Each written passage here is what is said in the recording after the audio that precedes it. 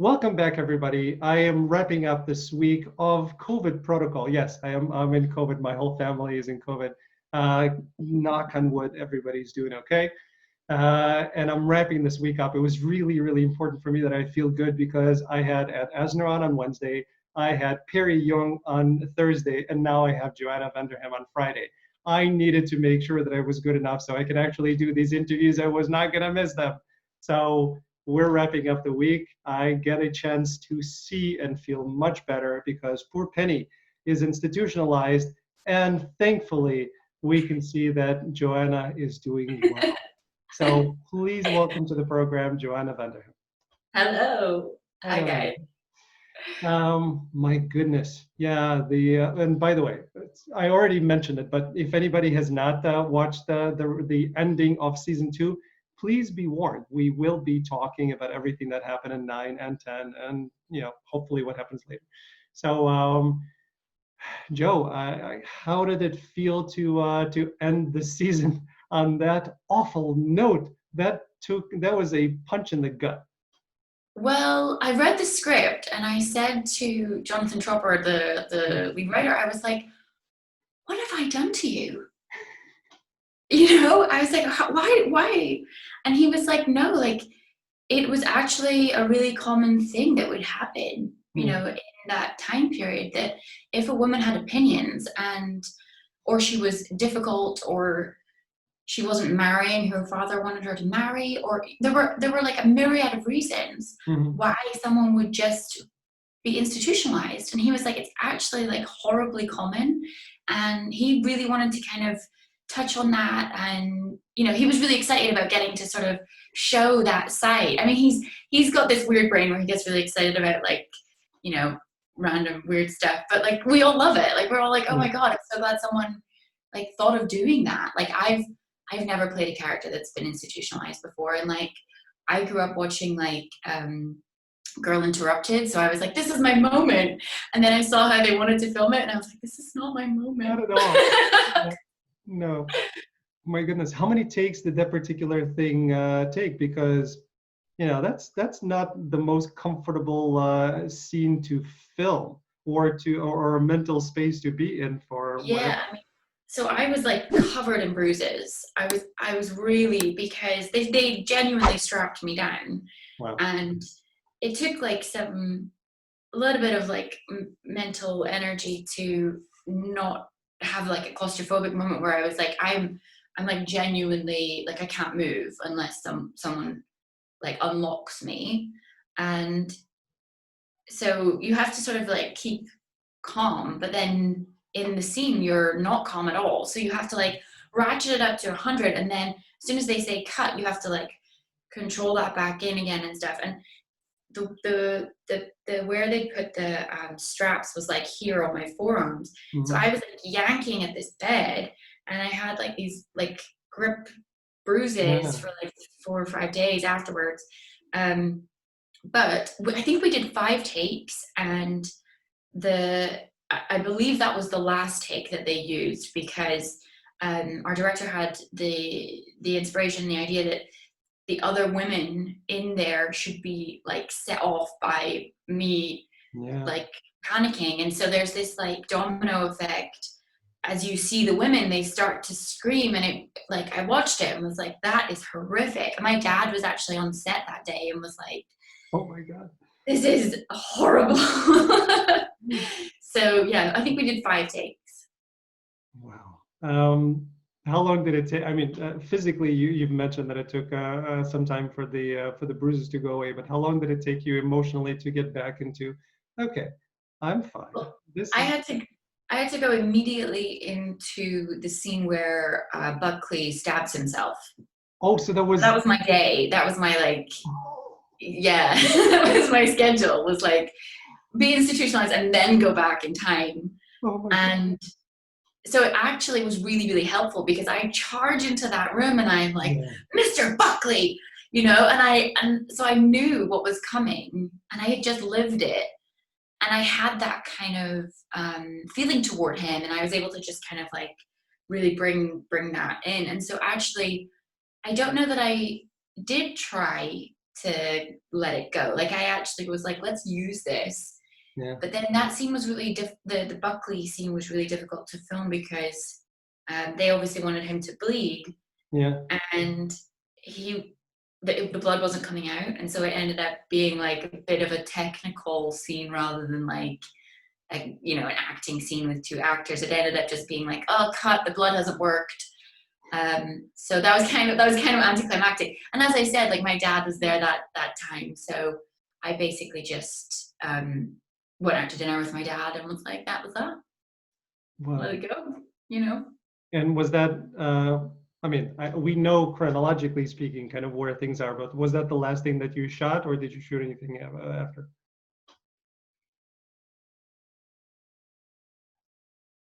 Because I think the episode 6 was the last episode that was actually shot, but you weren't there. Yeah, we were lucky enough to get to go home. I mean, it makes sense. Like, don't keep everyone waiting around.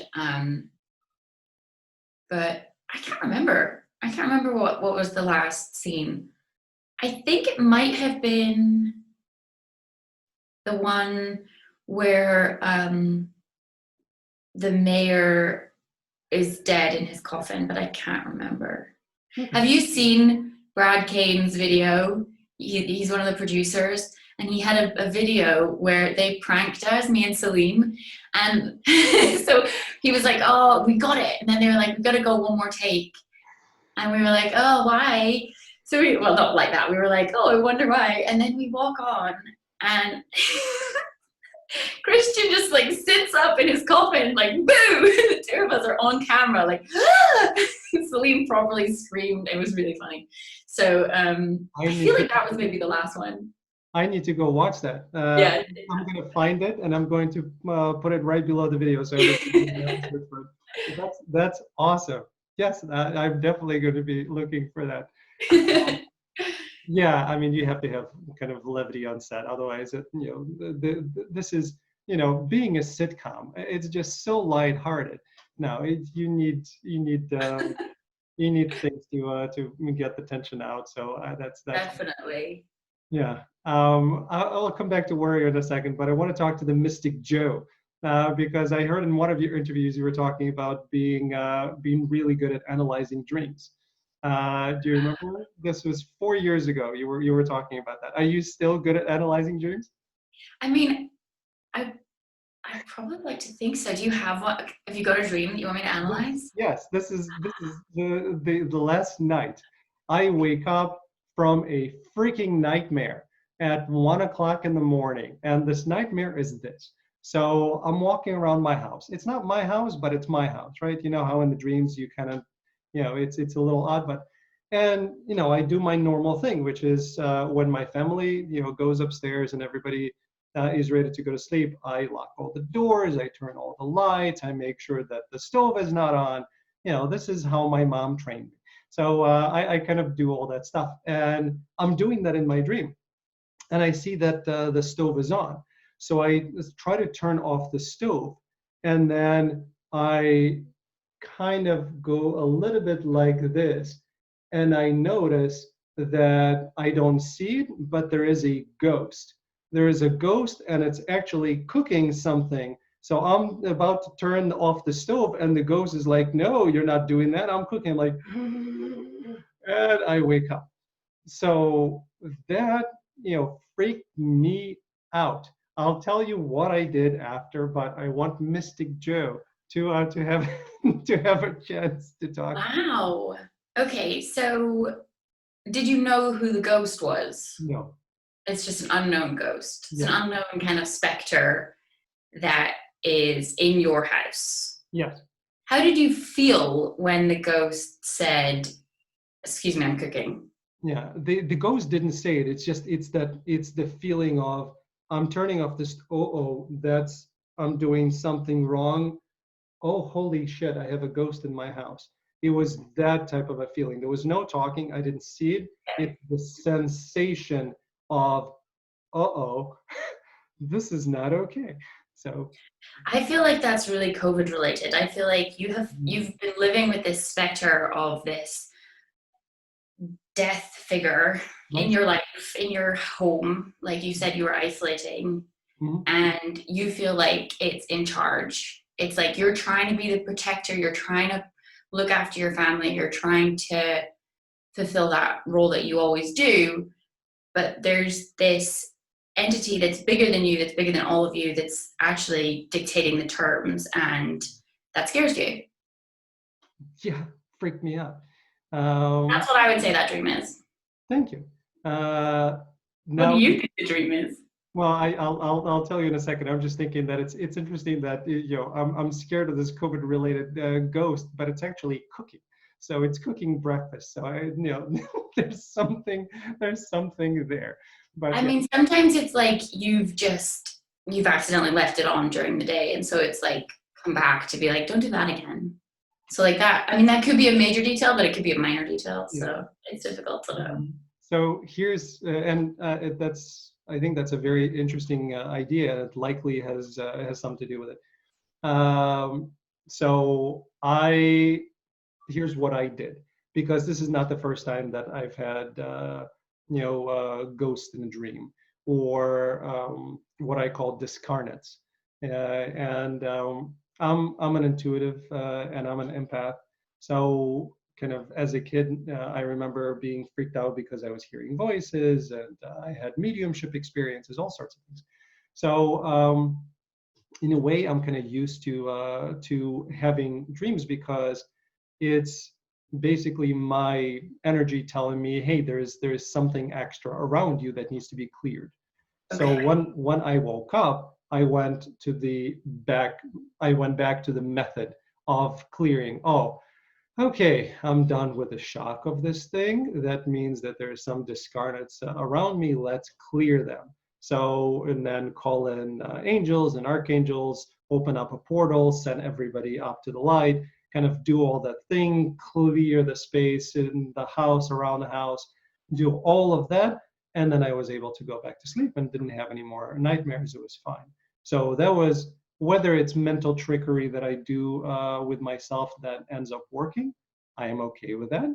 Or there's more to it and that actually is what I think it is. Doesn't really matter, but that's what I did. So when I woke up, I'm like, oh, okay, that was not great. And I'm not going to go to sleep until I clear this. And then I did that. And then I went, there is a technique that I learned, I don't know when, but it's kind of this, if you have a dramatic event in your life that you can't get over, you kind of go and you change course. So I went back into my dream and I kind of scrubbed it, released it, and moved it off. So it's as if it didn't happen. It was this alternate reality thing, and now I'm choosing another path. So I did all of these techniques, and then I went back to sleep. But I mean, that's this, a lot of mental energy at like 1 o'clock in the morning. yeah, I'm well, impressed. I was wide awake. Yeah, I bet. I bet. Yeah. So I feel like there's some tidbits there that are like so interesting, like the fact that you have experience with ghosts and spirits and stuff. So it probably represents something different for you.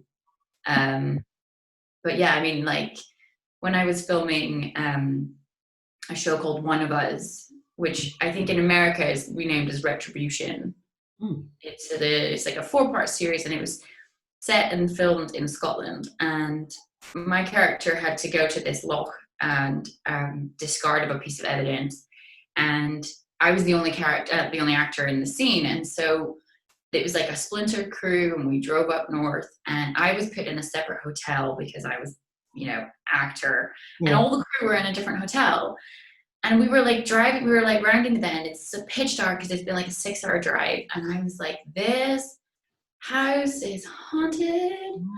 Like I just like knew in my soul. I was like, oh dear.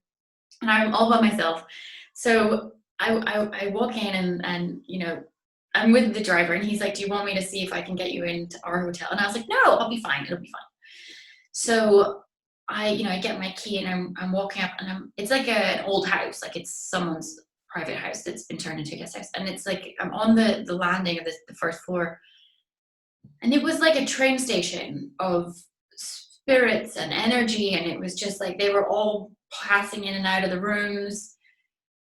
And I was like, oh, okay. And like, so I went into my room, and I do the thing and I was like, okay, I acknowledge that you are here. Please, can we share the space? Mm-hmm. And I was like, this will be fine. So I, got into bed. I was watching TV, and as I switched off the television, I was like, oh, she's in the window, and she was just wearing this like blue dress, and so I knew that she was sort of there, and I was like, okay, so that's who it is. That's who it is. And I rolled over to go to sleep. And when I had my hands here like this, they were warm, fine, normal. And so I was like this. And then as I put them here, I was like, oh, Cold. now my hands are freezing. Yeah. And so then I was like, I'll just bring them. And then I did it again as a test. Yep. And then the next thing, I just felt like cobwebs on my face. And I was like, oh, she's touching my face. I'm obviously accidentally touching her face. And then I just had this like wave of sorrow, like this, like in my solar plexus, like, Brecht's silent scream. Yeah. It was like that. And I just felt this woman's pain. But there's what can you do? And I'm not super experienced in anything, and so I just thought I can't do anything. Yeah. And my friends always say, how were you able to sleep? How were you able to then just roll over and sleep? And I don't know, I just could. Yeah. And I woke up in the morning, I was doing my teeth, and I could sort of see her looking at me in the mirror. And I just like sent her all this good energy and just this warmth, and just tried to just send her something positive. Yeah. But then the next day, the driver was driving away, and he was like, how was your night? I was like, how do you even explain this to someone that it doesn't? You can't. So that was an interesting one for sure. And then the thing that I shouldn't have done, I took a pen from there, from the room. Yeah. I know. I took a pen. I know. So I had this like pain like following me around. And I mean, luckily the film that I was making was a kind of sad show. But I came back to London, and I was like, why am I still so sad? And I found this pen in my bag, and I was like, oh my Lord. And I had to like discard the pen. Yeah. But again, I don't know any of the like proper like things to do. So I don't know either. But yeah, the only thing that I know is that the way that I was taught, and we're getting into much more of the Ghostbusters as opposed to Warrior. We'll come back to Warrior, I promise everybody. The way that I was taught is that if there are discarnates around, they feel like you can be of assistance. And the movies are telling us that assistance is because you're trying to help them finish something that they weren't able to do, whatever. That's not what I was taught. So what I was taught, if they're around, that means that they feel like you have certain energy that can help them get home. And it's all about the discarnates going home. So if you can, ask for, I work with angels and archangels. So, ask for the angelic and archangel energy, ask them to come in, and then help guide them back to the light, and then create a portal, and then get them back in there. So, and then, there's all sorts of other complications that you and I can talk about offline. But that's kind of what I was told. And I have in the previous dreams, anytime that I see that is when somebody is trying to get into my home, and I'm locking the door, and they're getting the door open, or somebody, it's that robbers, burglars, they're trying to invade your home. As soon as I have a dream like that, that's my signal. Okay, got it. I'm awake. Let's get the portal. Let's get them out, and then everything's fine. So like it's that type of thing. With the closest to what you were talking about is in a house that we were living previously, I hated going to the basement. I knew that there was just something is not right there. The energy is, and we brought a a psychic to our house, and we went down to the basement together. And she's like, "Oh yeah, yeah, there is a entity, there is a ghost here." And I am telling her, I'm like, "Well, I can't." When I close my eyes, I can see. When I have the eyes open, I can't quite see, but I feel. So I'm like, yeah, it's she was is right there. And then we started kind of digging, and what happened is that this particular soul was attached to the house because previous owners of the house, there were high school kids in the basement all the time. They were partying. Then I think one of the people OD'd. This soul was very sad, and she was not a happy kind of person, and that was kind of her happy memory of being in that house. So she wasn't there to do anything bad. She was just kind of attached to it. So we helped clear, and we kind of said, listen, if here's a gift. If this is makes you feel good and you want to come back, you're here. But kind of let's all get along. And then I didn't have issues going back to the basement after that. So, but usually with the clearing, that's what I do. But mediumship is different because that's not a ghost. That's a spirit in another dimension. Ghost is a earthbound kind of entity. So that's a different thing. So it's just setting them up. But then that's a slippery slope because once you start doing that, they're gonna come to you and be like, "Hey, you helped my friend." And I just feel like if I just am like, "Oh, I don't know what I'm doing," then I'm less likely to be, called on. I'm not asking for it. All I do is that whenever I have those dreams, I set up, and what I do is I don't set up the portal inside my house. I set up the portal outside the house and say, guys, if you need it, there's the portal. Please go. Allow us to kind of have our space. So that's my procedure. Maybe it'll change, but this is not something I'm asking for. I've had enough experiences that freaked me out, that made me think, yeah, that's not me. Yeah, that's not what I want to be doing with my life. But yeah, anyway, going back to it, just in the morning, right? So I wake up and I go on my treadmill, and I do this is where I do my prep, and I start watching a bunch of the interviews you have done, and that was one of the things that I heard. I'm like, okay, we're gonna talk about my dream. I know it. I So love it. I yeah. feel like in past interviews, like I noticed people would just like read your IMDb page and then be like, "So," and then just ask you like, "You grew up in Scotland?" And you're like, "Yes, you read that on the internet." Like, good interviewing. You're like, "Come up with something else, guys." No, I love the process of doing research. To me, it's fascinating because I know you from Warrior. I did not see you in anything else. So I want to get to know the other things that you have done.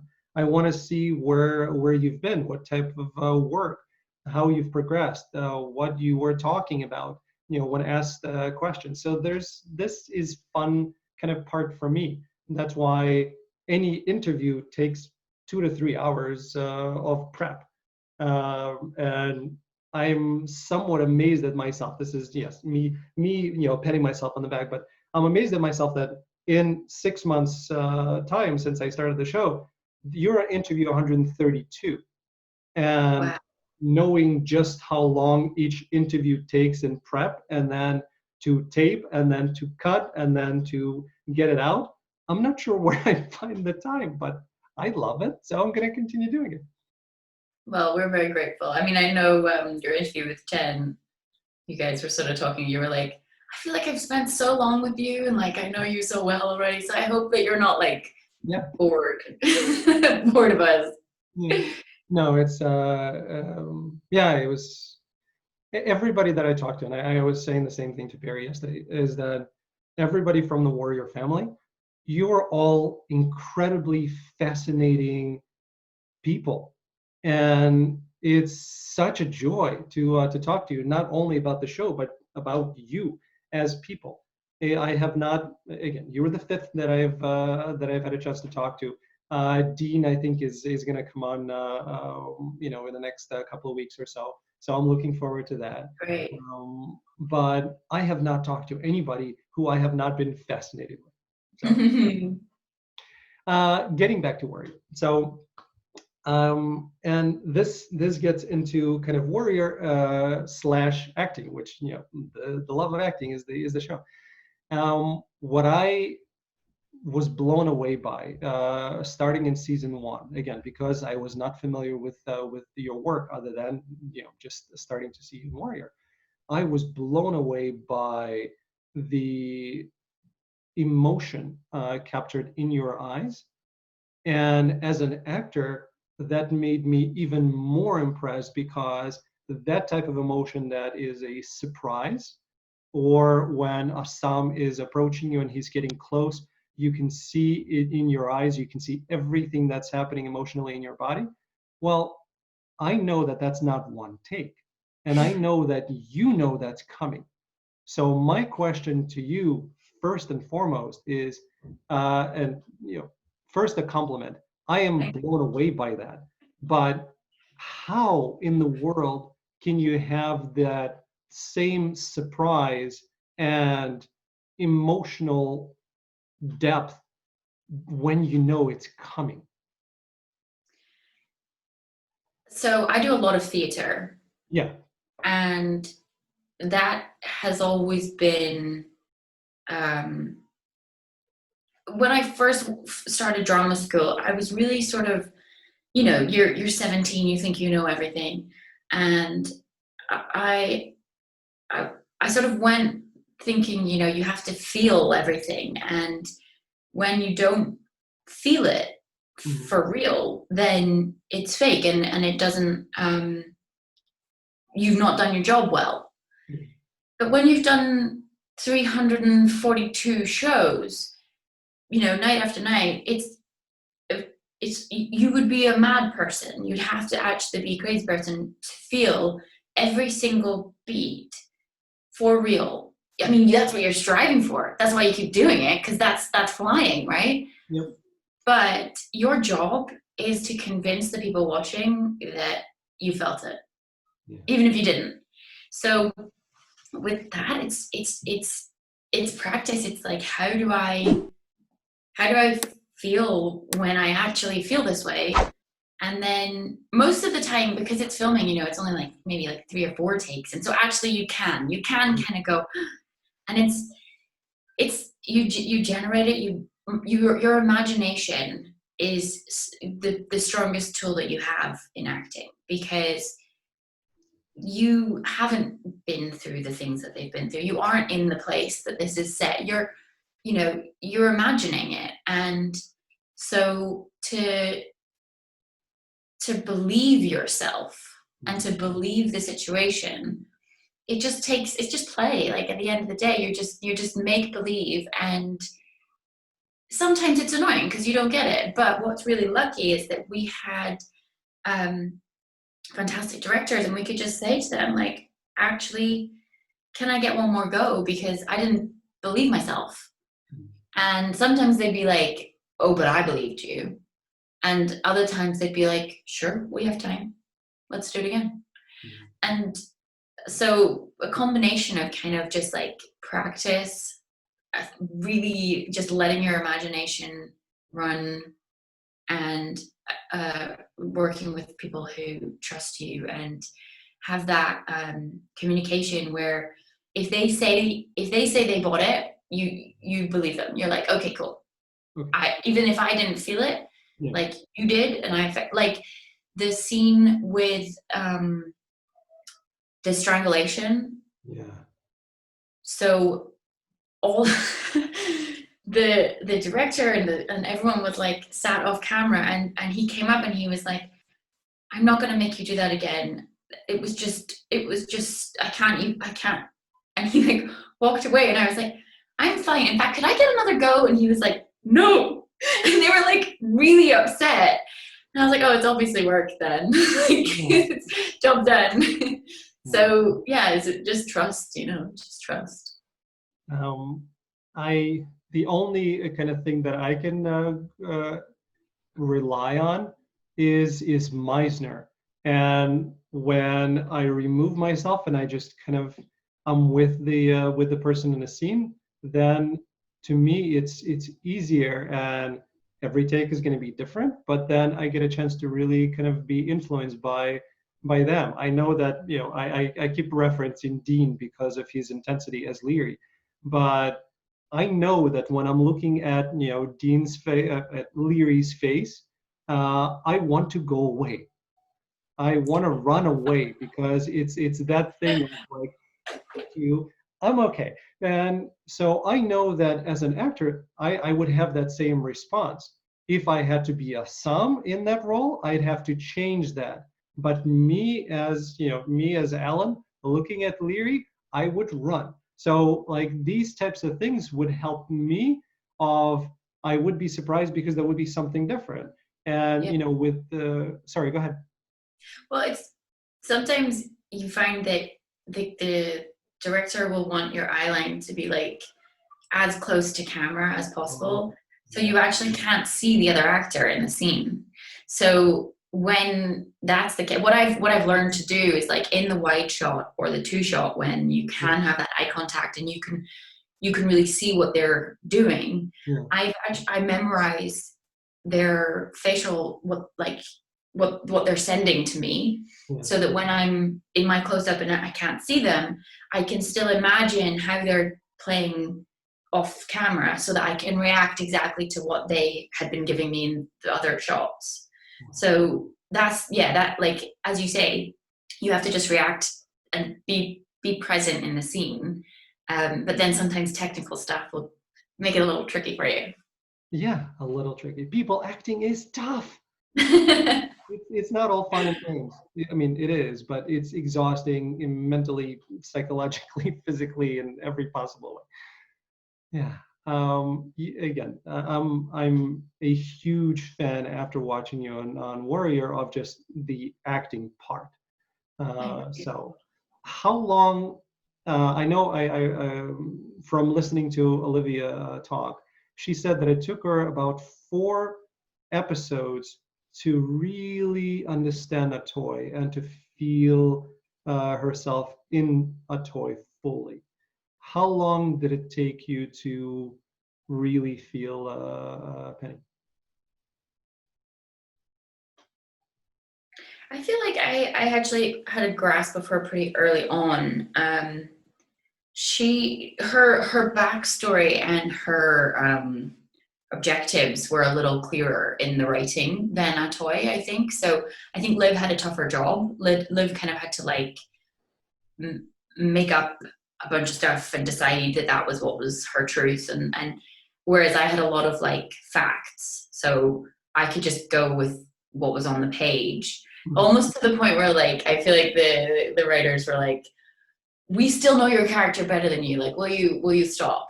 And like there were times when I was like, maybe I could say that, and like partly that was because they'd said to us beforehand, like, let us know if you want to change stuff, like how you want to work it.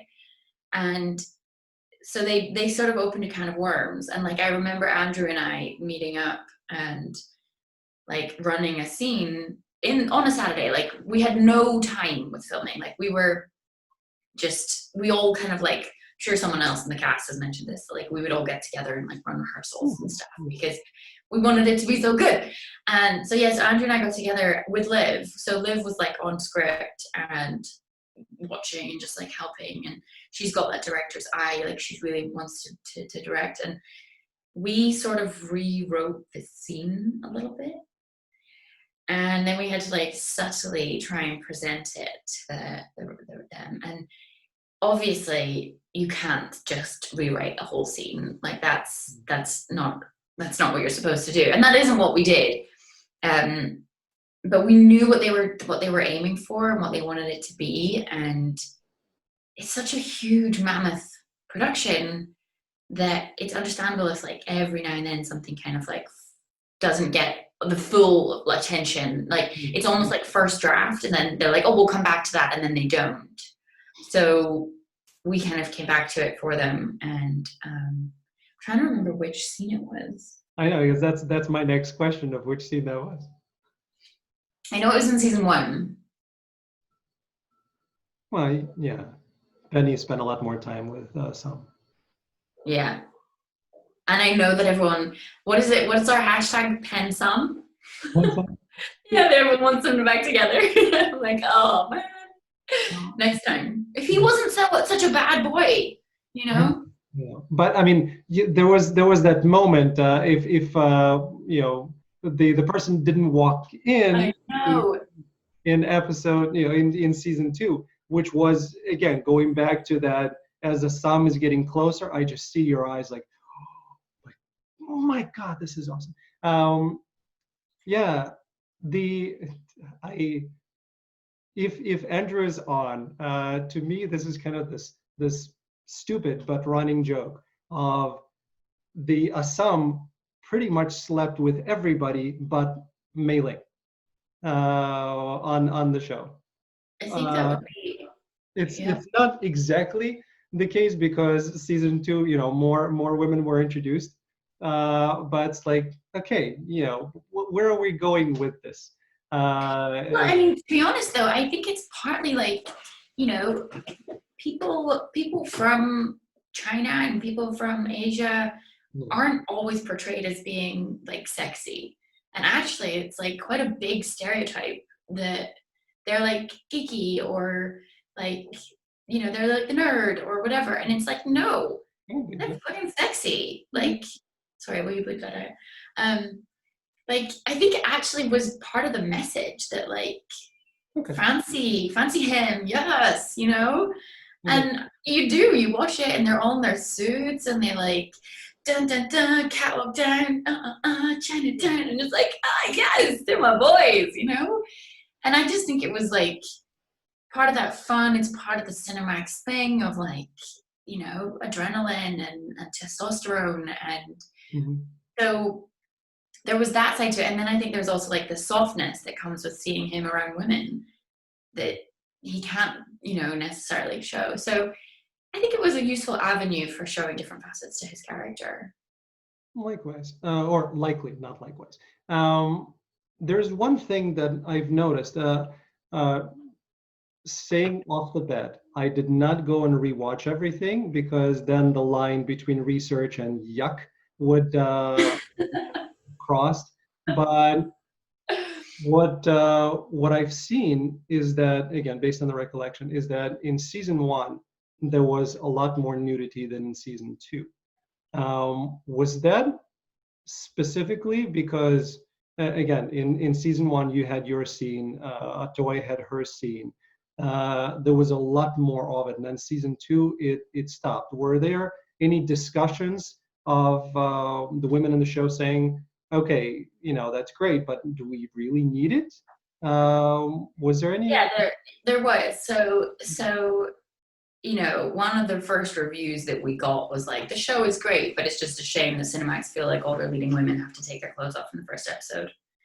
And it's true. And like, we were filming this in the height of #MeToo, and like we were talking about like, even at the time of season 1, we were like, is this completely necessary? Exactly. And for my character, I was like, the relationship that she has with Blake is so weird, and it feels like, to me, it's her power. It was the only power that she had then, and she hates him so much. And I just thought that was so interesting, to use your body to hate someone. I just thought it was a really fascinating sort of, that's how those characters interacted. Personally, I thought they were going to do more with it in the story. But I do think that they sort of tied it all together by the end of this season, probably. But I didn't have the actual nude scene was fine. It was incredibly respectful. It was a completely closed set. Everyone was really great. But then there was sort of later on in the season, it felt there was an occasion when it felt like I was being interpreted as like just a sex object, and I was like, I'm not having that. Like, Yeah. that is not what I signed up for. Like, that's not okay. So by the time I basically was like, I'm only going to come back for season 2 if I'm not doing any more nude scenes. Like, I'm just not going to do them. I don't necessarily think that Liv or Diane had the same conversation. I think I sort of had that for everyone. But we came back for season 2, and HBO had implemented intimacy coordinators. Good. So that was like an ongoing discussion between season 1 and season 2, that like whatever happens can't happen like it did in season 1. Yeah. And so then I think the new cast, the like Celine came in and she had a sex scene in season 2, and she said it was like completely fine. Like, she was like really felt like she did a good job and like was really happy, and that's how it should be. That's how I've always viewed sex scenes. It's like, you just they're really awkward and they're really technical, and that's how they should be, because it's not about being turned on. It's about everyone knowing exactly what the beats are at any given point, and that's how it should be, you know? So by the end of like her experience, that was they're back, you know, working like that again. So I feel like actually it was useful. It was like a learning process for everyone. And I think HBO, like now as a mandate, like across the board, if they have intimate scenes in their shows, they have intimacy coordinators. Good. Thank you for doing that. Because I'm not gonna, I'm not gonna put myself on a pedestal as a man to say that I did not like season 1 and nudity. No, I'm a man, but I'm a feminist. So there's this kind of cognitive dissonance going on of like, was this necessary? You were seeing, you mentioned the right word, because that's how I interpret it, because it was Penny's exercise of power over Blake. So I thought that scene, but even in that scene, I thought, does it have to be full nudity? Because Yeah, exactly. yeah, it didn't have to be. She could have done the same thing without it. So I found myself doing that in season 1, and I didn't find myself doing that in season 2. I thought it was much cleaner. Tom Weston Jones, Lee's character at the end, it was nice. Same thing with Leary, and Sophie. I think everything was a lot more normal, if you will, in season. Yeah. So if you are to thank for that, I really appreciate it. So. Good. I mean, I think it just they started thinking of the sex scenes like they do the fight scenes. It's like they have to move the story forward, and you know that's a sort of prerequisite for me as an actor. It's like I'm not going to do something that just feels gratuitous. So my scene kind of felt like it was part of that. It was part of telling their story. And then the same when she's actually with Aslam in season 1, it felt like it was part of their story. And again, it's an exercise of power. It's kind of her rebellion. But yeah, I mean, I think it's definitely something that, you know, Cinemax was kind of like known for. Like, it used to be called Skinemax and stuff. So I'm really glad that it's kind of moving into the, 21st century. And I get it, like titillation, and like maybe they just weren't super confident that the show was going to be a success, and so they just thought, let's throw everything at this in this first episode, and let's use that, because they weren't sure if it was actually going to take off. But, it's like once Game of Thrones started doing it, everyone kind of was like, oh, we need that in our show to make it a success, and it kind of let it be okay. So I think once they, we got recommissioned for a season 2 really early on. And so I think they knew that they didn't have to do that. So, yeah. Well, again, hopefully there's going to be seasons, 3, 4, 5, and 6, and we'll talk about that in a second. I know you don't know. I know it's all kind of in the air with the HBO Max.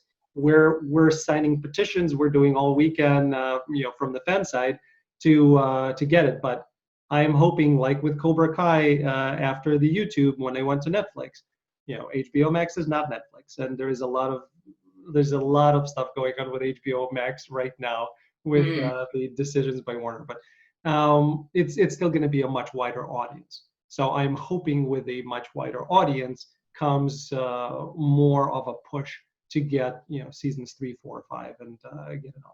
So that's my hope. We'll do our part. I'm going to continue having discussions on Warrior into the next year. So we'll play that. But there are so many storylines that the episode 10 left and set up well that we need to explore. Obviously we talked about, what happens with your character. We can't leave her like that. That's just unfair. We need to see what's happening there. I know. Imagine if that's just the fate of Penny, that she just in an asylum forever. That's Don't get me. Let me out. That would be the worst. I can think. I mean, aside from characters who died, I'm not sure of who would. Like, at least when you've died, you've like closure. Right. Yeah. She's like gonna rot in there. Yeah. So we need that fixed. I'm definitely pulling for that. Where would you like for Penny's story to go on? So I spoke with one of the writers about what that would actually be. And so I have maybe I'm not supposed to tell you in case we actually do get a season 3. It's up to you. So I don't want to put you in a spot where. Yeah, I won't say what he said because I feel like then they can't use that, and I love it. But I mean, I would love it if Penny was like the first female mayor of San Francisco, and she was like, But I mean, the thing is, so it's set. I think it was supposed to be 5 years before the Chinese Immigration Act, and so we've only done 2 years of that. So we still have 3 years before that act happened in real life. And so I think the show will, I imagine it would get more political because it should. Right? And I feel like that's building that crescendo to this actually being passed. And I think she would be attempting to be back in that kind of world. I don't know how easy that would be because now she's got this label hanging over her, but she might have to completely reinvent herself and come back not even as Penny Blake. And with my hair like this, I could just come back and be hide in the shadows and just haunt Buckley. Oh, look at you. So maybe she learns some Taekwondo in prison and comes back and actually is now a ninja. I'm all for that. And that actually goes into one of my other questions of, I know everybody was invited to train. You didn't have, fight scenes per se. You had a lot of very well done slaps. But and actually, your punch to Blake was nice. Actually, let's stop there for a second. How many takes was that one? How many takes was that? I don't think it was many. I think it was only 3. Yeah. Because we practice everything so much beforehand. Yeah. So we had a stunt rehearsal. We had 2 stunt rehearsals, and then you get in and I think it was really not that many. And I remember the director being like, whoa, okay, we can move on. Because I think they were like, oh, it's Christian and Joe. It's not like Andrew and Jason. So I think they were pleasantly surprised that we weren't as rubbish as we could have been. But I insisted because I was like, Penny won't know how to throw a punch. I don't want it to suddenly be yeah. Do you know what I mean? So she just goes, and I feel like it played like that on camera. I was really pleased that they let it look like she punched him. It wasn't a stunt coordinator had told me how to punch him. Yeah. So, and then we had that whole sequence where he throws me up against the wall, and then I scratch his face and I run away and he grabs my hair. And then Sophie comes in and she gets thrown against the wall. So we had that. We had all those, that one scene. And yeah, I don't know what the question was. I forgot what the question was. Yeah, I get excited as well. So how much training did you get a chance to do along with everybody? So I would usually go to the workouts in the morning, and then so I don't know, I can't remember. I feel like they were like an hour and a half long, but on Tuesdays they did like a very specific type of sort of fight choreography as fitness training, and so I would just run on the treadmill on those days because I was like, I'm going to be so rubbish, and I don't necessarily need this for my character. But one of the stunt department who was my double, you know, when I got like trampled by the crowd, or when I was thrown to the ground in the first episode of season 1. So she was my double for those. And she actually is a Pilates and yoga instructor. So sometimes I would just be like doing my yoga and like everyone else would be like, ha, ha, ha. And I was like, So it was nice. It was nice to like all be in the same place and all have that. I feel like it was a real bonding thing as well. Like, you know, we would just go and get really sweaty and be like, want a hug. So like you bond really quickly when that's like the environment, you know. You see each other kind of at your worst. That the stunt department just insisted on taking pictures all the time, and I would be like puce. I was literally like, and they're like, selfie? I was like, no, I don't want to. Okay, fine. So yeah, I don't know. I mean, it's because obviously they work out so much, so they'd be like, selfie, and I'd be like, okay, go on then. Oh my god, I have no muscles. Oh. Anyway. I saw a bicep. Yeah, a little bit. No, who have you? I know all of you guys seem really close, but during the time in South Africa when you were shooting, who were you more close to from the cast? Gosh, I mean, this sounds fake and it sounds really boring, but like we all got on so well. Excuse me. Thank you. Yeah, I think we basically had kind of cast dinners most weekends, or kind of nights out most weekends. And that was like before we started doing double banking. So for the first 3 blocks, everything was just filmed like 2 episodes at a time. And then for the last, it was 4 episodes at a time. And so everyone was just working all the time. So we weren't going out. But I love, you know, I love the girls like Liv, and I obviously stay in touch, and she's so just inspiring. Like she's doing so much stuff. So when I was filming in Vancouver, I was like a background extra in her short film. I just like walked by because I was like, you're filming, I'm gonna come. So that was, you know, we stayed in touch, and I feel like everyone, like Kieran, I knew before. Kieran and I had actually worked together like 2012. So we knew each other from there, and he's just so easy to talk to and such a nice man. So yes, that was great. And Tom, I actually know his wife. We've worked together as well. So the acting industry in the UK is like smaller than you'd think. So I've seen them since, you know, we've been to like protest marches and stuff together in the summer. So yeah, it's hard to pick anyone. No need. I wanted to see what it was, and you answered it. Talking about there is a lot of discussion of who's to blame for all the calamities in season 2. I have my opinion. I'd like to see, you know, what your opinion is. Buckley. Okay, why? Always Buckley, because he wants drama, because he wants to push through the Anti-Immigration Act.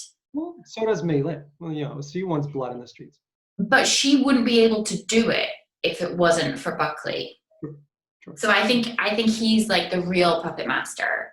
Okay. And that's why I think in season 3, I'm going to talk as if it's happening, Penny should be out for him. She should like take him, because everyone should take down Buckley. He needs to go, even though I love Langley so much. Like a really nice man. He's very nice, but no, I think he's to blame. Okay, I'm gonna go with Sophie, because if especially just starting out, you have her strolling through the cemetery in season 2, the beginning of it, and that was a foreshadowing of all of the death that's yet to come. Blake is dead because of her. Your factory got blown up because of her. Jacob died because of her. So I think Sophie, and again, this is not not a knock on the actress, who's very lovely, but the character of Sophie, I think she's the fuse that lit everything up in season 2. I thought, from a writing perspective, I thought it was brilliant because they brought her in and then everything went up in smoke. But I'm going with Sophie. That's a cool answer. But again, I feel like it wouldn't have been actioned if it wasn't for Buckley. Buckley's the one who sets the manhunt going for Jacob. For Jacob. And he's the one that gets Blake so riled up in the first place that Blake ends up fighting with me. Yes. He wouldn't have died if it wasn't for Buckley winding him up. Sure, I'll take that. Who else were you blaming? Your factory getting blown up by Leary. That's Sophie. That's not Buckley. Yeah, that was Sophie. But then at the end of the day, it's a little bit like,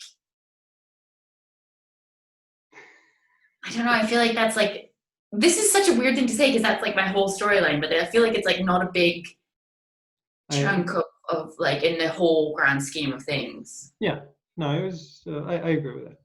But obviously for Penny, it's like her whole life. Yeah. So. Very cool. I'm gonna get to some of the questions that people are asking in the Facebook group. Facebook group, you're awesome. Joe, please say hi. Hi guys, you're awesome. So, is it safe? Derek Chen, who's awesome. He's asking, is it safe to assume Penny would have become a suffragette when the movement took hold in 1903? I think it is safe to assume that. That is very, very cool. I think so. Definitely a suffragette and not a suffragist also, because they had different kind of methods for achieving women's, what's the word? Suffrage. Lol. Stupid. So yeah, I think she would definitely be one of the more violent ones. I think especially after a stay in an asylum where she's like, probably lost some semblance of propriety or like what's expected of her. I reckon she comes out the gate like, I don't care anymore. Yeah, as I don't think she should. And that I like kind of the development of Penny's character. There is a lot of room to play with.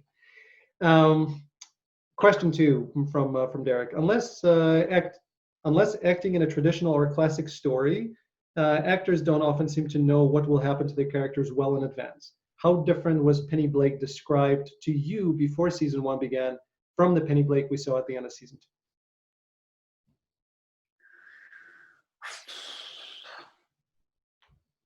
Yeah, I mean, you're absolutely right that we don't know in advance like where our character is going. It's part of the reason why I love doing TV, because you can just, your character can change so much. There's so much time and space for it to become something that it wasn't. And as the writers get to know you as an actor, they're interested in what your strengths are, and they can see how you're playing the scenes, and they talk to you about your interpretation of the character as well. So by that logic, I just came across like a crazy person the whole time, and they wanted to put me away. No, I think they did a really great job with her arc, and so I sort of knew when we started season 2. I was like, she must have a downfall, because at the start of season 2, she's almost like in her happy place. She's running her factory. She has her sister with her, and that first scene where they're, having breakfast together, it's like she could stay there. She could stay there. And so I knew that I had to play that as like the epitome of contentment as far as Penny could get, so that she had a fall, so that she really had somewhere to go, so that you knew that she had lost so much. But I didn't know what it was going to be. Okay. And then I think I got told, Jonathan Tropper told me when we were out for drinks one night. And then what happened was, every time we would go out for drinks as a company, from that point on, one of the other writers would secretly tell me. And I was like, you're all doing it. That is so funny. So, but it was great. It's great. It doesn't change my performance in any of the other scenes to know by sort of season, as like episode 7, what's going to happen. Right. So yeah, I didn't know at the start, and then I sort of knew a couple episodes before. Okay, got it. In terms of doing accents, Derek was wondering about that same thing, and so am I, because you're classically trained, so accents is not a new thing. I also find it really funny that all of the actors are doing a different accent from their own. Not all of them, but a lot of them. Like Kieran, is doing Irish. You're a Scot. You're doing American. So is it harder to play an American versus to play a Scot or an Irish person, just from the accents perspective? No.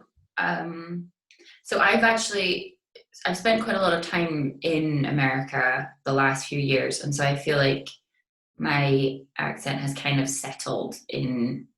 But also they were like, it's 1880. She could have Scottish grandparents. If a little bit of Scottish accent slips out, we don't mind. So that took the pressure off, which was nice. But yeah, as you say, like we weren't trained, we weren't like taught accents. We were taught how to learn accents. So I just have a set of things that I go through, which is the vowels, the consonants, the placement, the tone, and I'm sure that you know all these things. So Please, it's I have things that I think work for me, but I'd love to know what works for you. So it's a really long, focused process of just listening to as much as you can get your hands on. So you have all the different vowel sounds. So there's like the short vowels, the long vowels, the diphthongs, and then so my mom came through and I was just like practicing a vowel, and so like for example, like an ah. So like it's that, or it's that, or it's that. So it's like that one sound can sound like 3 different ways, or however many different ways. And so my mom comes in and I'm just like, ah, ah, ah. And she's like, oh my God, she's regressed. She is now a toddler again. Like, what's going on? So, you have to sort of be prepared to look silly, and you have to like trust your director's going to say to you like, oh, like the accent slipped on this. Or sometimes you get into ADR and you get to like have another go. But in terms of acting in an accent, I think sometimes it's actually a really quick way of getting into character, because it makes you hold your whole face differently to try and like form those sounds. So there was a show that I did called Banished, and my character was from Dorset in the UK, and so Dorset is like that. So it's all very kind of it's like she's got something in the back of her throat and everything's sort of swallowed. And so obviously that means you hold your whole shape of your face differently. And so as soon as I was on camera and I knew that I was, gonna have to speak, I was like, oh, okay, this is her face. This is her muscle, like, you know what I mean? So actually for me, it's a really nice way of getting into character compared to when I have to do my own voice. And my own voice is all over the place. Like I don't actually have like a specific accent anymore. So I feel more self-conscious when I have to talk in my own voice than when I have a character voice. Well, I heard because I'm not used to you having a heavier, Scottish accent.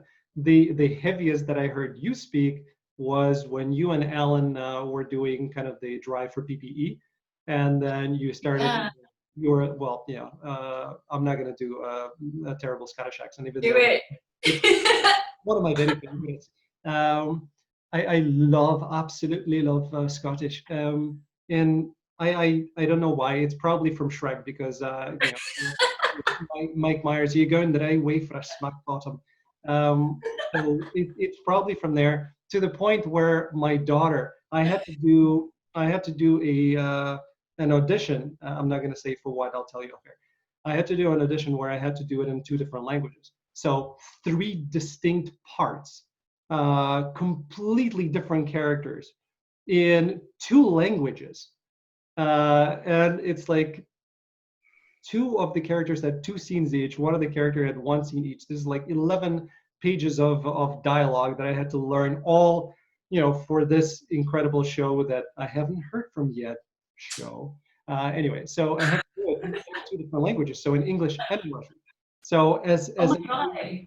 as I'm doing the Russian one, my daughter stops me because she's my reader. I love my daughter. Thank you. Oh. She stops me. She's like, "Dad, your Russian is going into Scottish." I'm like, "No, it's not." And I listened to it. Yes, it is. So I'm so apparently used to doing, Scottish just playing around at home. My Russian is starting to get into some of the, Scottish sounds. Stupid. It's so Anyway, easy to do, and especially when you're rushing, or not even rushing, but like you don't have a huge amount of time for a self tape. It's yeah. like, and you don't have a voice coach, like no one's helping you. So It's I feel for you. Well done. Even if you don't get it, well done. Yeah, well, listen, it's that whole experience of just doing three distinct characters made me, because I have my own kind of acting methodology, so it made me test my own acting methodology to see if I can be three distinct characters in two Yeah, different languages. And then when I was cutting it, I'm like, yeah, these are three different people. It amazing. worked. So Congratulations. yeah, I mean, I, that's the thing. Like even auditions are just fun, right? Because you just like, even if you don't book the job, you are that character for that time that you're doing it. And like we get to read a script, we get to know what's coming out before everyone else. We get to, dress up and play and act and feel things. And yeah, sometimes you don't get the job and that's kind of sucks. But like sometimes you do. yeah. And that's really great. So I feel like you have to like kind of learn to love auditions. Yeah, the more I do, where my level of acting and the types of projects that I get involved in, the more I see that TV is what I really want to do, Right. because I hate doing one take things and I hate doing small parts where I don't get a chance to really play. I Yeah. have a good idea and then the director says, "That's great." So Yeah, I it's want to. tough. It's tough coming on and like not having a huge amount because you then put so much pressure on the little bit that you have because you don't want to mess it up for everyone else, Yep. and then you don't enjoy it. And it's like actually like that again. It's like when you get to be part of an ensemble, you don't have the pressure of being the lead and everything having to be wonderful.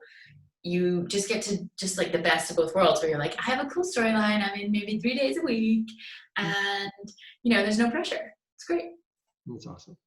One more question from Derek, and then one from me, and we'll wrap up because I've been taking a lot of your time already. If you had a chance to ask if Bruce Lee just had his 80th birthday, what would have been? If he was alive and he was sitting in front of you, what would you ask him? I would be really interested on his opinion on climate change. Mhm. I would want to know how he thinks we should really with everything that we've got, the technologies that we have and the way the world is at the moment, what can we do? What more can we do and how can we do it faster? Yeah. I think he would have some real insight into how to convince people who need convincing Mhm. that we got to do something soon. Yeah. That's great. That's a great answer. Thank you, Joe. And then for me, and I'm sure everybody else is wondering, I know you wrapped about a year a year and a half ago. So what with COVID things are different obviously, but what have you been working on? Anything coming out? Anything that you're allowed to talk about? There are a few things. So I basically went straight on to filming Legends of Tomorrow, and I was in season 5 of that. And I I actually got to do my stunts. I was the bad guy. So no. I went from Warrior, where I was like, oh, help me, to like, I'm gonna stab you with bone daggers. And I got to have magic powers. I was like the big bad god of season 5. And me and Katie Lotz had a couple of stunts. We had like 3 fight scenes. So that was amazing. And I had this like sexy leather suit that was like, yes. Um, Actually, it was pleather because vegan. So that was fun, and that's already out, and you can catch that. And then I did an indie film, which is why my hair it looks like this.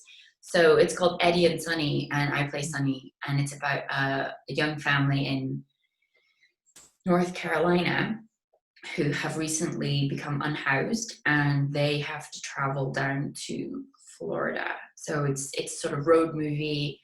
It's me and my son, and the the husband role, and that's with Gabriel Luna, who was in Terminator. So we were this little family, and I don't want to ruin what happens because that isn't out yet. Okay. But that is being edited and is hopefully going to be hitting the festival season next year. Okay. So yeah, I worked on a couple of things, and then I've been writing, and I have this feature film that I'm very excited about, but I can say precisely zero. So yeah, so that's been a really great focus for me when you can't act, but you can still be in the industry that you love and spend time kind of learning more about it, like how scripts are created and written, and what's the formula, but like how do you break it down? How do you make a script amazing? And then it makes you have so much more appreciation for the scripts that you've already been in that are amazing. And you're like, oh my God, like Yeah. so much effort went into this and you've made it so good. And so then I was reaching out to like all the people that I've been working with, and I'm catching up on their shows and just supporting, just loving this industry and trying to stay a part of it, and being completely obsessed with it. So that's what Yeah. I've been. That's the silver lining of 2020. We all got a chance to catch up on a lot of shows that we hadn't seen. Yeah. What was the last thing that you binged? I binged, and it was annoying because they've only released 4 episodes. So I binged it, not realizing that the rest of it wasn't available yet. But Oh, it's a show called Roadkill, and Michael Keeler directed it. It's with Hugh Laurie, and it's a kind of political drama. Um, Lots of sort of like people trying to be the ones pulling the strings, and no one quite knowing who is. yeah. And it's really well shot, and it's really well written, and yeah, so I was like, oh yeah, I'll just tuck into episode 4, thinking it was just a 4-part series. I was like, I'll watch the end, and then I was like, that's not the end. Where's the rest? So now I'm just like waiting, like, come on, give it. So yeah, Roadkill. Got it. Yeah, I think for me, the last thing was Queen's Gambit, uh, Mm, which I loved. Okay. Thank you, Joanna. thank It's been you. such a pleasure. Um, I feel better now seeing you than the last time that I saw Penny. So I have that to rely on, That's and good. hopefully, we get the show back on, so you get a chance to play a lot more with the character. Yeah, thank you. This has been great. It's been so nice talking with you, and thank you everyone for watching. And hopefully, I can be in more stuff that you'll enjoy. I am sure, and now I'm going to go and check it out. And everybody, we're going to have a link to the IMDb that we were talking about, so you can see everything that Joe was in. and you can go and take a look. It'll be right below the video. So thanks everybody for watching. We appreciate it. Facebook groups, love you, and talk to you online. Take care.